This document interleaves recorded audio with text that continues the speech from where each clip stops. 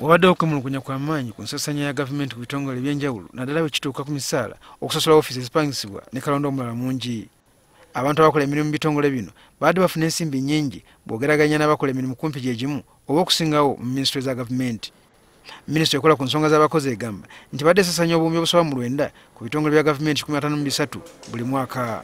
Olwalaba minisita wa gavumenti w'ebyamawulire n'okwabula eggwanga Frank Tumwebaze n'omuwandiisi w'enkalakkalira minisita ekola ku nsonga z'abakozi ba gavumenti bategeeza nga gavumenti bw'esazeewo okuggyawo ebitongole ebimu so nga ebirala bitwaliddwa mu minisitule gye bifaananya emirimu. Uganda National Roads Authority UNRA to be collapsed into a department under the Ministry of Works and Transport.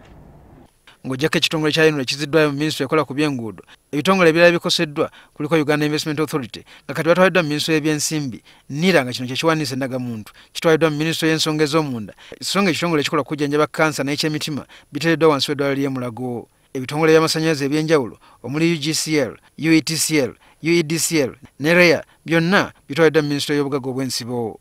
Waliwo okwebuuza lwaki gavumenti evuddeyo n'enkyukakyuka zino naddala nga ebitongole ebimu bimaze ebbanga nga biweereza. On a national budget of 29 trillion and the agencies were taking 10.8 trillion.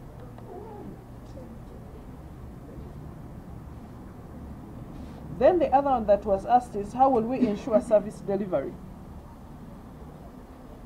Definitely this concerns performance contracts.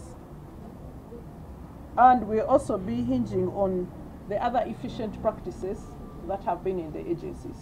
Mu nkyukakyuka eno abamu ku bakulira ebitongole bino saka abakozi abadde wansi waabwe emirimu bolekedde ogifuba mu ng'ombe. They reviewed 153 agencies. 153?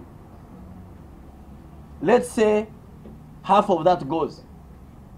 For sure, 70 EDs will have lost their jobs.